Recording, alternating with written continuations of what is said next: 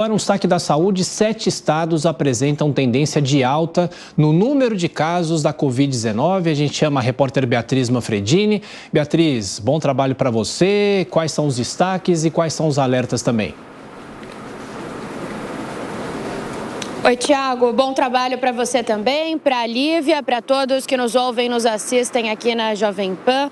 Olha, o alerta, ele foi feito pela Fiocruz, através do boletim Infogripe, e ele diz o seguinte, que apesar de uma tendência até de queda no número de casos de síndrome aguda respiratória grave em nível nacional, 7 estados, principalmente os concentrados no Sudeste e também no Centro-Oeste, têm uma tendência de alta nesses casos e por isso é preciso atenção. Os 7 estados, olha, são Rio de Janeiro, também Espírito Santo, Goiás, Alagoas, Ceará, Roraima e Sergipe.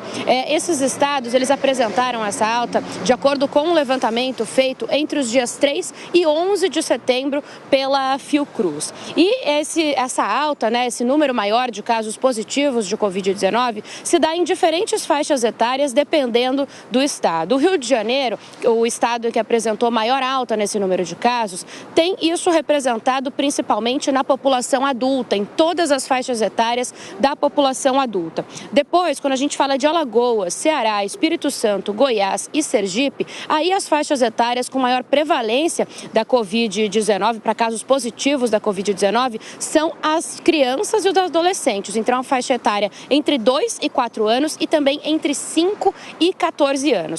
Por fim, em Roraima, aí a faixa etária que apresentou um aumento no número de casos de Covid-19 é aquela de até 4 anos, então são as crianças menores nesse caso. Qual é o alerta que fazem os especialistas e as autoridades médicas da Fiocruz? De que as pessoas têm que manter o esquema vacinal completo, é claro, porque afinal é a vacina que protege contra casos graves da doença e também se apresentarem sintomas de gripe, que elas tentem ficar em casa ou usar máscaras para expor menos as outras pessoas e assim a gente diminui o vírus, a quantidade de vírus em circulação, evita passar para outras pessoas. Para a gente ter uma ideia, nessas últimas semanas epidemiológicas, testadas aí e observadas pela Fiocruz, a gente teve um aumento de casos positivos de Covid-19 entre os casos de síndrome respiratória aguda grave registrados de 35,6%. Então, entre todos os casos de síndrome,